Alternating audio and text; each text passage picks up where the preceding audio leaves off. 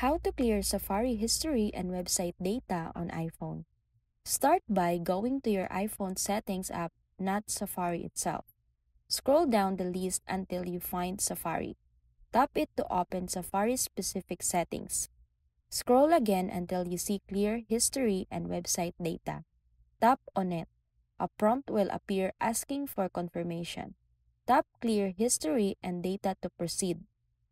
This deletes your browsing history, cookies, saved site data, and cache. But don't worry, your bookmarks and saved passwords stay intact. Once done, the button will turn gray, showing that your Safari history is clean. If you want to avoid history build-up in future, use private browsing mode in Safari. It won't save your searches or visited pages. And that's it.